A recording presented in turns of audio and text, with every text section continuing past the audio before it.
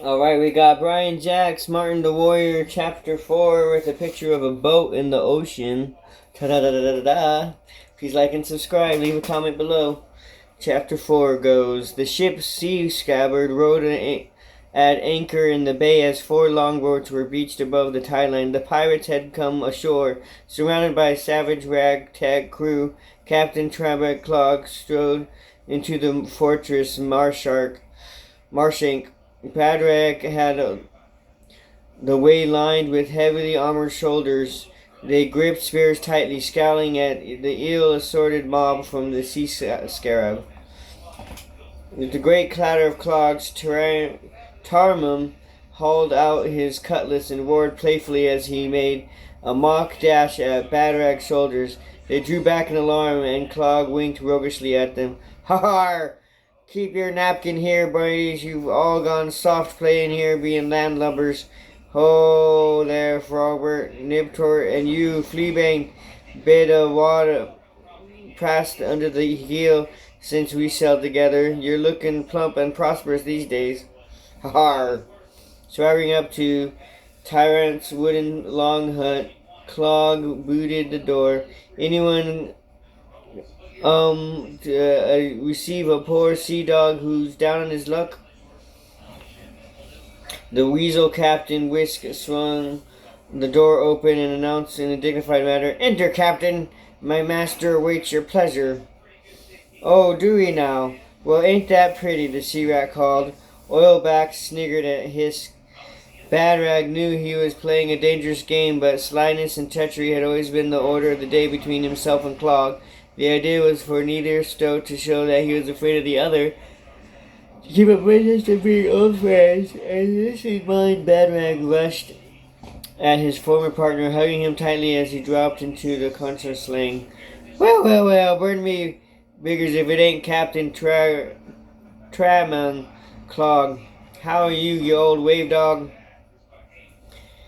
Tramon pounded the other's back, grinning widely. "Badrag, me messmate, strike me, but you looking fit as a fish and spry as a wasp. Oh, it is good for me old eyes to see you again, me hearty. Look at what I brought for you." As a signal from the Clog, two sea rats appended a cask upon the table. They smashed in the head and scooped out two beakers, which they presented to the stoats. Badrag brought the drink swiftly to his mouth, halting slightly to Clog as he took a great gulp of his. It flowed down through the pirate stoat's chin plates as he swiggled noisily. "Dance and wine, matey, the best on earth, and all for me and you." Badrag took a drink, and there's more of a sip than a gulp. "Prime stuff, you. A lost knew a good barrel or drink, you rascal." Clog released Badrag and slumped down to the tired stone chair. Resting, he clogged footpaws noisily on the tabletop. "Just like in the old days, eh?" Badrag seated himself on the edge of the table, smiling. "Aye, just like in the old days, mate." "Oh, long has it been since we last gathered together, do you reckon?" Clog took another swig, grinning and winking. Badrag took a sip, pursuing his lips. "Too long, I'd say, Taram. I'll be good to see you again." They continued to play this game, this time with Clog's paw straying close to his cutlass, while Berners toyed with the bone handle of his long skinning dagger. "I recalls when we were last together, you left me stranded on a reef, which you sailed off with 200 slaves, half of which is mine by rights." Now the pirate's voice began to carry menacing undertone. Badrag's face was a picture of pure injured innocence. "Me sailed off and left you.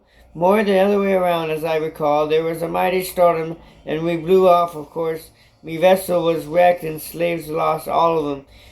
When you never turned up to help me, I trekked off overland and held it up in this place." In a trice of the time of the merriment and reminiscence was over, Clog hurled a beaker and was at the wall and stood up. "Aye, and look at you now, you Lord Badrag, if you please. Surrounded by a fine fortress and a passel of slaves, I'll wager. Well, I'll wait. I want what's due to me. I'll come for me share. Bernard leaped up, confronting his enemy eye to eye. I worked too hard to get where I made here, Clog. Your share is nothing, and that's what you get. Your share is nothing. Do you hear that, lads? The pirate stoat drew his blade. Let's show these black-hearted swabs that ain't here to beg. We've come here to take the full complement of slaves to roll the Scarab from all 3 decks. With the wild roar, Clog's crew unsheathed their weapons and stood ready for slaughter. Make a move on your captain's dead one. The tyrant made his move like lightning. Kicking aside Clog's blade, he grabbed the stoat's plated beard. A dagger appeared in his other paw, dangerously close to Turn's throat. The blade was poisoned. One nick of this is all it takes. Hisk. The archers have surrounded these quarters, Lord. The weasel captain called from the doorway. They're standing ready to poison shaft. None of the scum was leaving here alive. Clog held up a paw to his crew. Wait, hold your rush, lads. Put your carvers up. He was still smiling, but Badrak could sense the animal rage behind Clog's grinning features as the pirate addressed him. You win, matey. Though I never thought you'd use a dirty trick like poisoned weapons against an old shipmate. Put up your blade. I'll go peaceful-like back to me ship. Badrak stood at the main gates,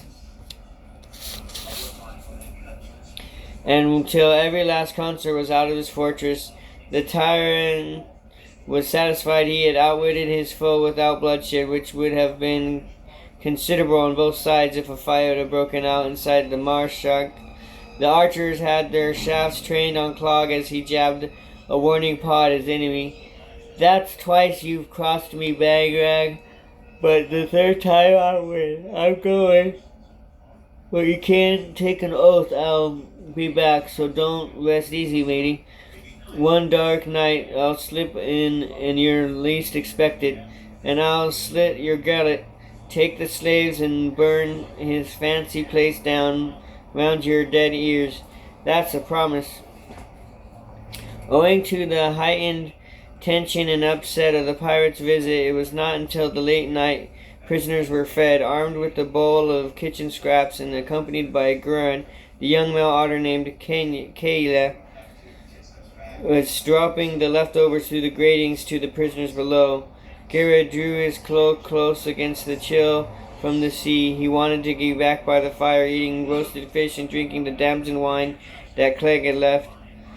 The rat shoved Kenya sharply. Come on, stir up your stumps. It's cold out here. Kenya shrugged as he sat down and grated on the grating, poking the scraps between the bars one bit at a time. Cold, sir. I think it's quite warm out here. Still, you do look a bit drawn and peakish. Maybe you're coming down with a fever. Fever? I ain't got no fever. The rat shuddered and sniffed. Gurad was quite taken back with the young otter and stood up and tucked the cloak more snugly around him. You never know, sir. Those sea rats will bring all kinds of illness ashore with them. Why don't you take yourself indoors by the fire and have a nice beaker of wine? I'll see to those idiots. By the way, they're only making things harder for themselves, behaving the way they do. Dim-witted fools.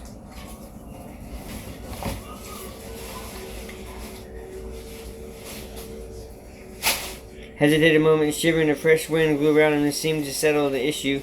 Listen, I'm getting down inside. It'll be warmer. Don't take too long. And straight back the combo and guard when you're finished. Do you hear? Kenya threw the rat smart salute. Don't worry, sir. I'll need my sleep. I won't be long. Better hurry now. Your eyes look a bit cloudy to me. Conrad needed no further urging. He scurried off and shivering and rubbing his eyes and convinced he was sickening forever for fever. Giggling quietly to himself, the otter pressed his face to the grating and called down, Felden, are you all right? The squirrel took up Martin's shoulders and drew himself up so he was close to the bars. Kelia, my friend, listen carefully. Here's what I want you to do. Rose and Grum stood on the tide line, watching the slivery wake of the sea crab craft out, veering on a southerly track to the open sea. Your Miss Rose weren't supposed to be villains wanted? Rose tossed a pebble to the shallows. I have no idea, Grum. But whatever it wasn't seem too happy living here. The two companions walked back to the fortress walls, to the spot beneath the main gates where the Rose had conversation with Martin. The mousemaid looked up at the twin post where the rope ends, blowing loosely from it in the night wind. I hope Martin is all right. Trust Badrag to think up something cruel like that, binding a poor creature up there in the middle of a storm. Grum held up his paw for silence. Shush now, Roser. Do you hear that? Some beast is singing. Keeley had a fine, deep voice that carried well. Rose and Grum listened to his song as it drifted over the walls to them. I know a mouse called Martin, a young whose name was Bro, captured by some vermin scouts as he strayed from his home. So if you're out there listening, I'll pause a while and wait, for I've been singing half the night on this side of the gate. Rose almost wept for joy. She was answering in an instant, being good singer and balladeer. Grum grunted softly as she hugged him tight in happiness, her clear voice ringing out plaintively on the night breeze. My name is Rose of Noonville, the tribe of Urbanville. My only brother is called Grum, and Martin's name I know. We're here so we can help them, so please friend tell me, what can we do to aid those two and try to set them free? Immediately, a hurried few lines rang clearly out in reply. A vermin guard approaches. Quick, get yourselves from sight. I'll try to get back to you this time tomorrow night. Heeding and warning, Rose and Grum withdrew swiftly to the rocky outcrop where they had hidden earlier that day. Fleabane and Rotnose, the weasels, came striding forward and grabbed Kenya roughly. What's all this singing for, Otter? You ain't got nothing to sing about? Yeah, slaves don't sing. What are you singing about? Well, you see, Garrett thought he had fever, Kenya explained, so he went inside and left me to feed the prisoners. When I finished giving them their food, I thought I'd sing out an old otter charm to keep the fortress from sickness. Swinging charms and a load of nonsense, Fleetwood sneered. Rotnose was superstitious and terrified of sickness. No, it ain't. Come on, Otter. Let's hear you sing it, Kenya obliged, making up the words as he went. O spirit of the seasons, who rulers the land and sea, from crabby claws and runny snouts, good spirit, keep us free from tummy ache, snore, tail, and sniffs, from grunge and whisker cramp, from wobbly paws and flurgy twinge. I'll keep all in his camp. Ha! Grunge and wobbly paws, rubbish, Fleabane scoffed aloud. Who'd ever heard of a flying twinge? Kenya looked aghast at the weasel. You don't know what flurgy twirge is? No, I don't care. Kenya leaned close and the two guards whispered confidently. I knew a fine, big, strong hedgehog long ago. He laughed a flurgy twinge. Poor creature, he never laughed again. The young otter looked so serious that the weasels were taken aback. Take no notice of Fleabane, young'un. He's a fool. Rotten Eyes apologized in hushed tones. You carry on singing your charms, and sing an extra one for me. The two guards carried out their patrol, arguing among themselves. Wobbly paws and grunge, I still don't believe it. Listen, you don't scoff at what you don't know about. Looking at that mark on your ear, that could be a start of a grunge. Where? What mark? There, that sort of a yellow mark on your left ear. Can't you see it? Loafbrain, how can I see me own ear? Ear doesn't look serious. Well, it wasn't there at the start of the season. I think we'd best learn the words of that charm. How does it go?